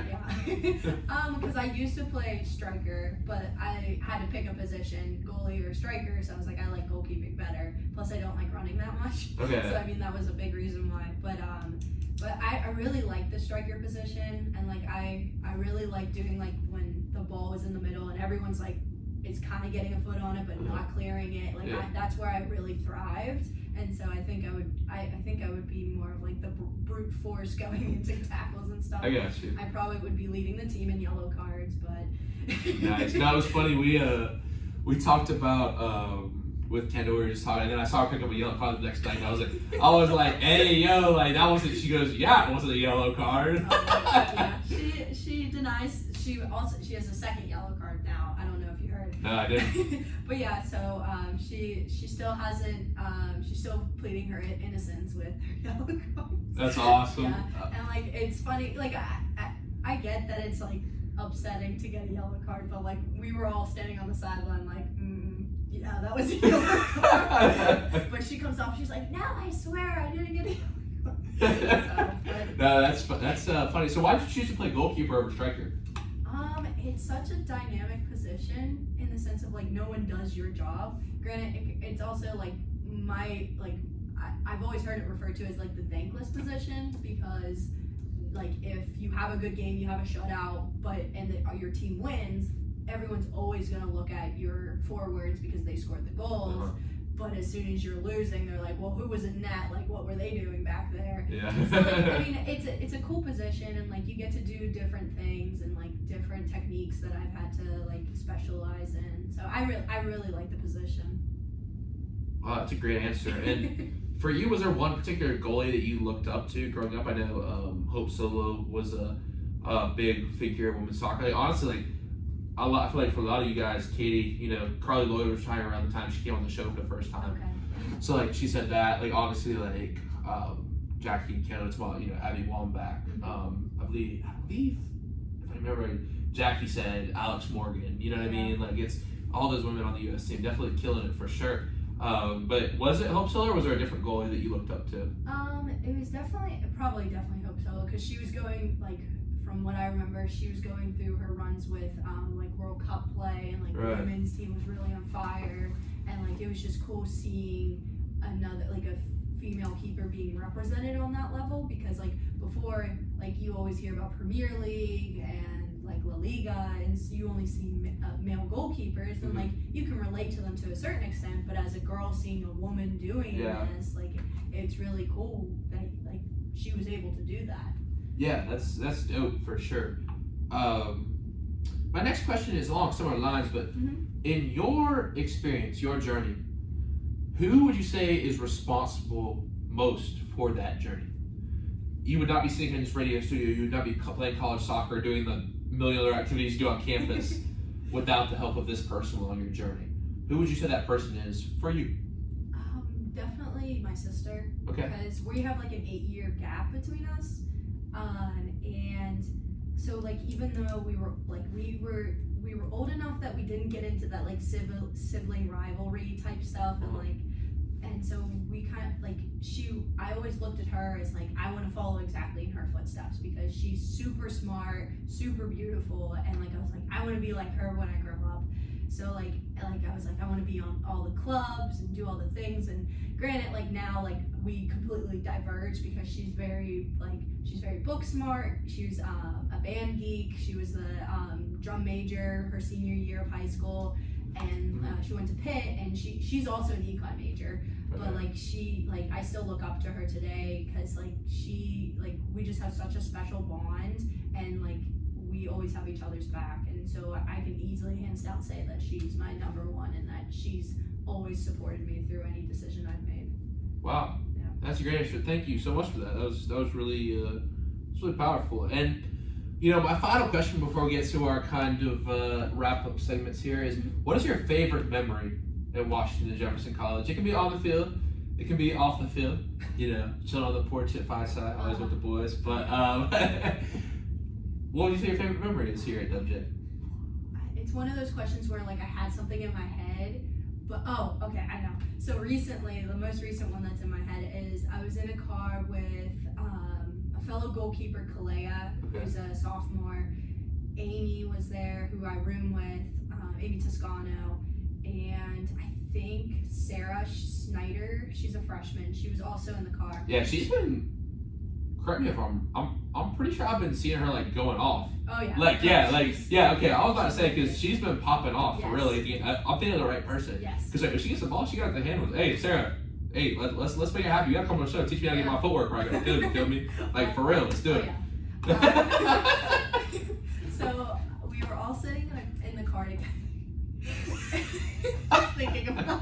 No, I just know because I know it's like it's funny to you. Yeah, and so we had gotten done with practice and we're like, we're hungry. Comms is closing at this point. Let's go get food. And so we went to McDonald's and like we got like a big basket of fries, got cheeseburgers and whatever. And so we're heading home, and like Kalea has this obsession with the one Minions song where it goes like Scoop Melody, and she will like for like all of preseason she would sing it nonstop. I'm sure that never got annoying. Oh no, never. And so we were blasting in the car, windows down. All of us are like singing it to the top of our lungs, and she put on this like what was it? It was like a Minions playlist. So like it came up with that song. Then it would come up with like these weird nursery rhyme songs that The would just Minions play. were singing. No. It was just like it was like a weird collaboration of like the Minions singing songs, then these nursery songs that like were sang by completely not Minions. I never thought I would hear that line of the present tense. Hey, I'm pointing to myself right now on the camera. Clip that right there. They're not songs sung by non-Minion people. But then it gets better, because then like we would skip the nursery rhyme song, and then it would come on with this like heavy metal, again not sung by non-Minion people. I want to hear Minion metal. Yeah, it was like, and like so like we're trying to get back to the Minion music, and so like she's skipping through it, and we're in one of the W&J parking lots, and so she's skipping through it. It's still blasting out of the car, and there's like these group of guys that are just staring at us as we're driving to try to find a parking spot with it changing. Like Mary Has a Little Lamb, screaming music, back to Minions. It was like the most chaotic, hectic thing, but like it's definitely a core memory at this point.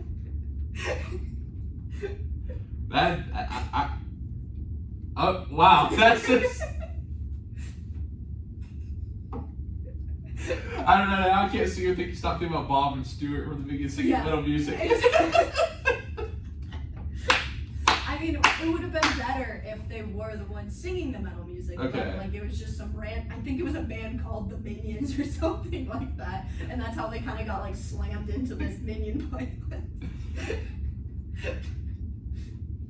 Wow, that's I thought that this is gonna have to be a conversation we continue. I've got so many thoughts. I need to digest my thoughts about this conversation. You'll have to bring Clay on because she can give you a full in-depth. Because I know they're saying like the banana. God, the banana thing she's obsessed with, like just. So she's got. Is it is it borderline obsession with Minions, or is it Despicable Me? No, it's an obsession with Minions because a couple weeks ago she was like, we need to be for Halloween, we need to be Minions, and I was like, okay, and so like we have some people or someone being Gru, someone being Dr. Nefario, and then like the rest of us are Minions. Wait, is that like a women's soccer team thing? It's just like our friend group thing. Okay, I was about to say, see a bunch of All people. of us just roll up in like friggin' goggles and overalls. To practice. Yeah, oh yeah. I think Kendra would love that. That's funny. So I'll say like we're not doing the tennis bubble this year, so I'm not gonna surprise. So we did this thing, I don't know if you heard of it, it's called the tennis bubble. Okay. So like our fundraiser, we literally like, go out and work about 8 hours on a tennis bubble. You know, a lot of good memories doing it. Like get up at sunrise, you know, see the sunrise come to Western Pennsylvania Minion Hills, which for me I like lose my mind when I see like the sunrise coming far. I'm like, wow, it's like a Midwest storybook. But but so we get out there like and we tell everyone, and freshman almost like they tell you, hey, you need to wear a costume to this. It's gonna be fun. Like for the tennis ball, we're gonna wear costumes while we work. And none of the guys, me a freshman, I remember I had something on my freshman year in the parking lot. And I was like, my eagle mask on. I was looking around, and I was like, what the heck? And I just peeled it off, took it off before it saw me in the car. Dang. But we're not doing it this year, so we couldn't prank the freshmen. But I think I'm gonna go with Eric Cartman though. Okay. I don't know if you ever watched South Park. Yeah, I have. Yep. Legendary show. But we're gonna move to our last couple segments now. Great conversation there. Now, a little fun fact, because I couldn't make this into a trivia question, unfortunately. But did you know until 1912, the keeper could pick the ball up wherever they wanted to? Really? Yeah. Wow. Yeah. I like that rule. Yeah. The more you know, right? Yeah. Now, my question for you kind of goes with the theme tonight. I guess it's a little deep. We're gonna go to break. We're gonna take a short ID break so you have time to answer this question. Okay. What year was women's soccer added to the Olympics? Was it 1992, 1996, 2000, or 2004? That's your trivia question for tonight. Today we're talking with Gabby Lloyd on the soccer team. We're going to take a quick break. You're listening to 91.7 FM at WNJR Washington and live at WNJR.org. This is the present tense. We'll be right back. To me, like, I just want to include this because this was really surprising to me. Like how recent. Yeah. Well, I was expecting like even just a date closer to like 1930s, and it's like all 1930s. Yeah. Wow. So we'll be about 25 seconds to start back on the show. Oh, okay. I don't know if you. What were the dates again? 1992, 1996, Okay. 2000, 2004. Okay.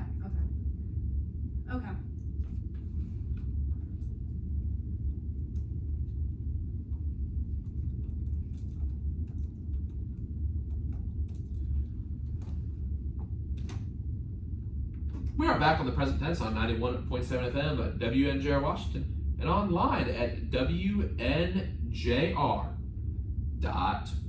Today we are talking with Gabby Lloyd, goalkeeper on the soccer squad here at WJ. Before the break, we had our trivia segment, and Gabby's question for us tonight is, what year was women's soccer added to the Olympics? Was it 1992, 1996, 2000, or 2004? And Gabby, your answer for tonight is? I'm going to go with 1996. That is correct. You're a winner on tonight's trivia segment. In Atlanta, Georgia, the United States won the first ever time the women were allowed to compete at soccer in the Olympics. The runner-up was China, third place was Norway, and fourth place was Brazil at these Atlanta Games. I mean, isn't that crazy? 1996. Yeah. You know, I mean, from origin, the women's soccer team, they're just built different. Facts, they are different. Really. I mean, look, compared to the men's team in history, I mean, obviously, like, men's team, I think they might be starting to step a little bit. But I think so. They're not close. They made it to the World Cup this year. They did. I'm very excited to watch that. Yeah. But I do love watching the World Cup, though. I will say, I'm not a huge soccer fan. Do you watch any NWSL? I don't follow much, like either in Premier League. Okay. I don't really follow. We have a team in NC. They're called the NC Courage. Yes, I have heard of them. Yeah, but I just don't have time. So, oh, really? I thought you come on, Gabby. You just have a ton of time to laze around and watch TV. I'll fit it in my schedule. Well, you know what, Gabby? I'm really glad you can fit the present tense into your schedule Anytime. tonight. And it's time for my favorite segment, the final segment of the show. It's time for the quote of the day. So I'm going to turn it over to you, Gabby. Actually, you know what? I'm going to go ahead and read mine first. Okay. Actually, you know what? Nah, you read yours first. Are you sure? I'm sure. Okay. So my quote that I found is, if the plan doesn't work, change the plan, but never the goal. Wow. Wow. Do you have anything to add to that? I have nothing to say. You left me speechless. Sorry. It's something about the soccer girls leaving me speechless because Kendall said they're still just like, wow, a lot of deep people on that team. Real philosophical in that locker room. Oh yeah. Hey, listen, I'm telling you, I've been doing this mic'd up series. I don't know if you've been seeing it. Yeah, I have. But we got a banger dropping with Basketball Friday. Women's soccer next, maybe? Sure. Mic'd up. Gabby Lloyd in goal. Sure, I'll do it. Kendall and Jackie, y'all get mic'd up too. But Yeah. wow, do you have any thoughts to add on that? That's a really good quote. So like, especially it hits home with my medical school journey at this point, I'll call it, because like you definitely have people in your life that are going to like say that like, oh, you're not gonna get there, or like things like you think you have a clear path to going, and it doesn't quite work out that way. But like my family has always backed me up, and like they're like, if you want to go to medical school, you're gonna do it. So it's like I'm just changing my path, but not the goal. So it's just going to be different than what I'm expecting it to be, but like I'm just going to enjoy the journey and learn things along the way and move on and go be a physician one day. Wow, that's awesome. Great answer. Now, my quote of the day comes from someone that you might have heard of before. I don't know, someone named Gabby. I think the biggest thing W&J brings is the humanities into what you're doing. You can be a doctor, but you need to remember at the end of the day that you're treating people. And you have to say, I want to help and prioritize understanding their needs. And for me, like I just saw this quote this afternoon while I was writing the show notes up, and like for me, like the cool part of this life is we get to learn everyone's stories, like I was telling you for the show, and we get to see the humanity in everyone. Mm-hmm. I think that's a great way of looking at it, whether in the medical field, the storytelling business, like me, where I'm trying to do podcasts and be a writer. Like our shared humanities are a really cool thing because we all go. My song today, I gave my public speaking speech on was Bittersweet Symphony by The Verve. Have you ever heard that?